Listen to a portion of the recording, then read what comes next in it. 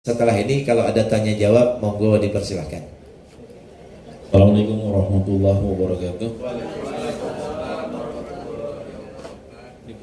Pada waktu kecil kita nih ngaji gitu, guru-guru ngaji kita yang kita hormati sekali gitu, mengajarkan kita bagaimana cara kita sholat, bagaimana cara kita ngaji, bacaan-bacaan sholat yang sudah kita pelajari dari kecil.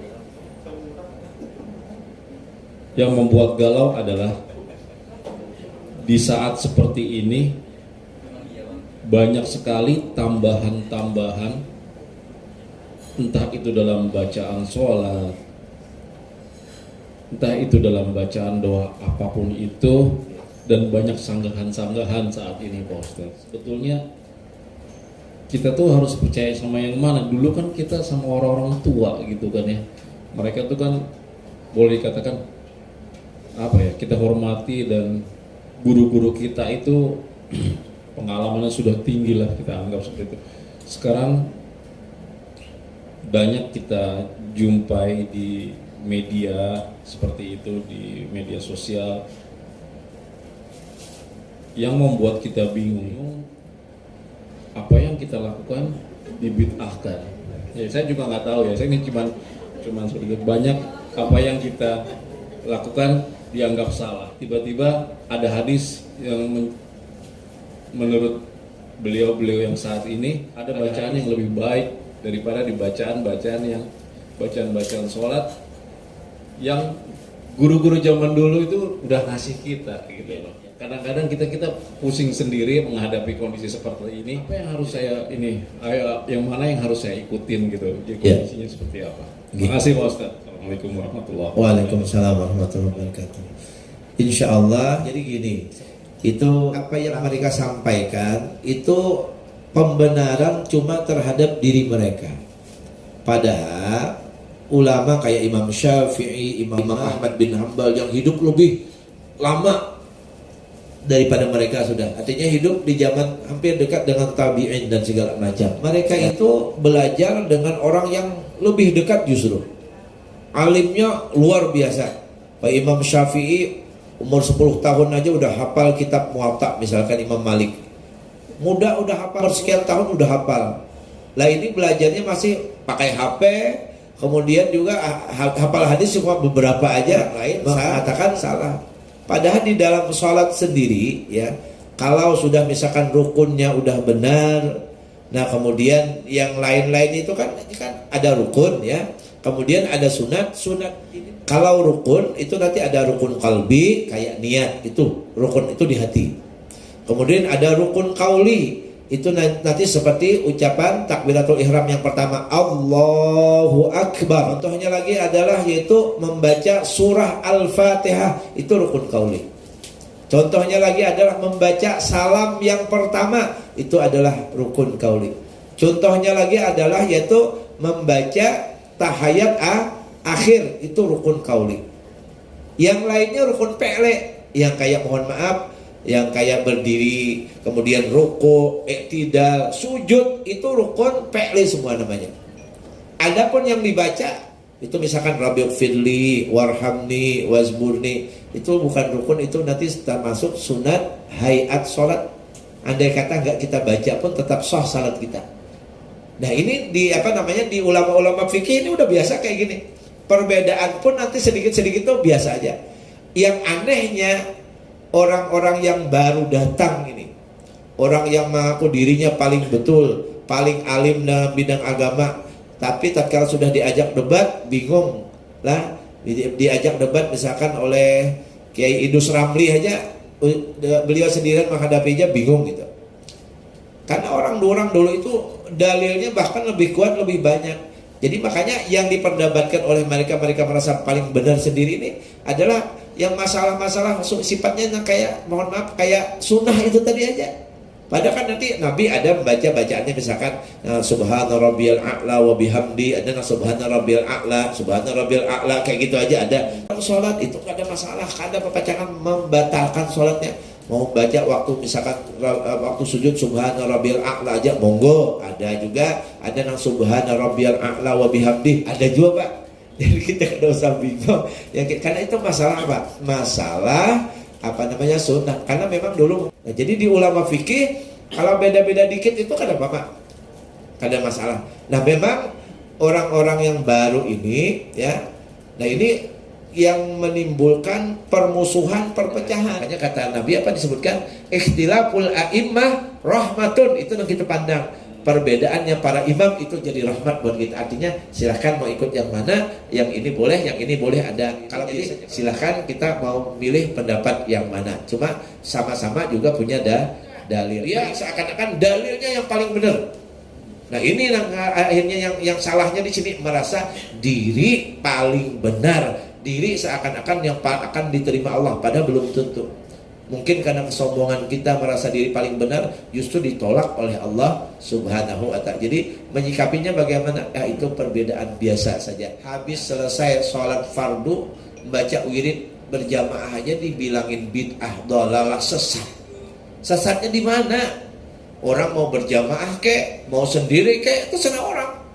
Kalau berjamaah tuh ada hikmahnya apa? Yang asalnya nggak bisa wirid, pada Nabi juga nyuruh nih, jadi bisa. Kata Nabi bahkan disebutkan al-jama'atu rahmatun, berjamaah itu rahmat. Walaupun mungkin Nabi nggak biasa melakukan itu. Kenapa Nabi nggak melakukan itu? Habis sholat bersama-sama dengan berwirid terus. Kenapa? Nanti Nabi itu takut kalau itu diwajibkan oleh Allah. Kasihan nanti kita. Jadi kalau ini kan jadi pilihan, yang mau wiridan silahkan, yang misalkan mau wirid yang pendek-pendek aja berdoa sendiri silahkan juga, nggak apa-apa. Kalau di kita itu tidak ada masalah, cuma bagi mereka itu Allah. Kemudian apalagi ihda'us tsawab, mohon maaf, menghadiahkan pahala kepada guru-guru kita yang sudah meninggal, kepada orang tua. Di kita ada punya dalilnya juga. Jadi kalau mau enak, saling menghargai perbedaan pendapat kita aja. Jadi yang diajarkan oleh guru-guru kita itu muttasil, sanadnya itu, keilmuannya itu bersambung sampai ke Rasulullah Sallallahu Alaihi Wasallam. Kalau mereka mohon maaf itu tadilah terputus. Coba aja sanad keilmuannya kemana sampai mana nggak jelas. Kalau misalkan belajar kitabnya sampai nanti ke Rasulullah, termasuk masalah sholat dan segala macam. Kayak sholat waktu turun itu ya, turun dari berdiri mau sujud kan, mana yang didahulukan, apakah ini dulu atau tangan? Nanti kita tuh punya dalil ada dua. Ada Nabi pernah melakukan ini lutut dulu, kemudian pernah juga Nabi melakukan tangan dulu, misalkan kayak gitu. Oh ternyata mungkin waktu masih muda kuat lututnya duluan berat gitu, tapi kalau udah mulai agak sakit-sakit biasanya tangan yang dulu. Nggak apa-apa, nggak masalah. Kalau kan nanti wah itu salah, yang benar ini. Nah itu kalau kita enggak, ada dalilnya dua. Jadi misalkan kalau memang dia situasinya bagaimana ya sudah, kan apa lututnya duluan yang turun. Nah, biasanya kita yang masih muda biasanya lutut, tapi kalau udah orang tua, nah itu nggak bisa yang kayak gitu. Jadi di mafhumi, jadi sembahyang tuh jangan dijadikan semacam memberatkan kita. Artinya semana kemampuan kita seperti itu. Itu ya Pak ya. Assalamualaikum warahmatullahi wabarakatuh. Assalamualaikum warahmatullahi wabarakatuh. Jadi begini, masalah salat sunat rawatib itu juga gimana ya? Karena kan ada beberapa yang dianjurkan. Ya. Kalau nggak salah itu ada 12 atau apa ya? Yang itu masuknya waktu-waktu apa aja? Yang pertama. Kemudian yang kedua itu ada hadis yang sholat lupa saya. Jadi sholat subuh, sholat isya itu kalau orang tahu itu faedahnya itu gimana, biarpun berangkat katanya akan tetap berangkat ke dengan sholat ya untuk sholat. Tapi ada juga yang mengatakan itu sholat ini Ustaz, sholat asar sama sholat subuh, bukan sholat isya. Itu yang mana ya Ustaz? Perbedaannya. Perbedaannya. Ya. Jadi sholat pada waktu dingin katanya. Waktu dingin itu kan berarti asar sama subuh. Ada yang menyatakan seperti itu. Tapi yang di hadis itu kan ada nyampaikan isya dan subuh. Ya. Itu gimana Ustaz? Jadi ada hadis Nabi bunyinya man shallal bardain dakhalal jannah. Nah, ulama hadis menyebutkan itu adalah yaitu karena beratnya subuh sudah dingin, nyamannya guring pulang. musim dingin. Satu. Yang kedua, sholat asar itu biasanya tanggung kerjaan. Nah, makanya disebutkan susah di situ. Naman sholal barudain dakhalal jannah, kata Nabi. Nah, kemudian masalah sholat isya, fadilat sholat isya dan sholat subuh.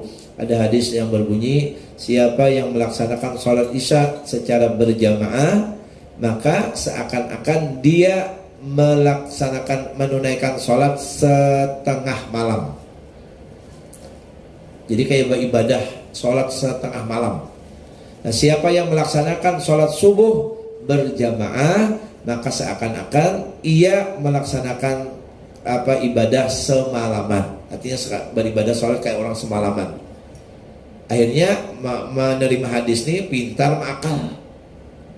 Jadi katanya isya nggak usah ke masjid, udah subuh aja kan dapat katanya semalaman. Nah gitu kan, makal kan ini. Di ulama hadis menyebutkan yang dua yang dingin itu adalah subuh sama asar itu. Nah, adapun yang keutamaan sholat tadi itu isya berjamaah itu setengah malam, kita seakan-akan kita melaksanakan ibadah. Kemudian kalau subuh itu yang lebih berat lagi, itu seakan-akan itu semalaman suntuk kita beribadah. Nah itu ya. Pak Toto ya. Salat rawatib itu adalah salat yang mengiringi salat fardu. Bisa qabliyah, bisa ba'diyah. Qabliyah subuh ada enggak? Ada. Kata Nabi 2 rakaat subuh itu lebih baik daripada dunia dan isinya. Kemudian sebelum zuhur ada berapa? Ada yang 4, ada yang 2 aja ya 2 aja nggak apa-apa. Bisanya 2 ya 2. Setelahnya juga sama. Sebelum asar ada juga. Ada yang 4 silahkan. Mau 2 juga nggak apa-apa. Nah, yang perbedaan tuh nanti sebelum maghrib. Itu nanti ada ulama beda. Ada yang misalkan tidak ada, menyebutkan ada yang bilang ada. Yang bilang ada ini karena berpatok pada hadis Nabi. Kata Nabi SAW, inna bainal adzanaini sholatun. Sungguhnya di antara 2 azan itu ada sholat. Nah makanya ulama kita di Syafi'iyah itu tetap biasanya kan sholat walaupun 2 rakaat itu. Karena dalilnya itu yang dipakainya. Nah di antara dalilnya tuh. Kalau bubuhan Salafi Wahabi mungkin kadang memakai yang kayaknya. Nah kemudian habis maghrib itu jelas sudah ada. Qabliyah Isya ada juga, Ba'diyah Isya juga ada. Nah itu. Nanti misalkan mau setelah isya tuh 2 atau 4 silakan aja, minimal 2 lah. Kalau 4 itu lebih bagus lagi. Nanti tambah lagi misalkan sholat sholat witir. Kalau orang yang biasa kadang bangun malam itu lebih baik sholat witirnya sebelum tidur. Artinya habis sholat isya itu sholat sunat isya setelahnya itu langsung witir.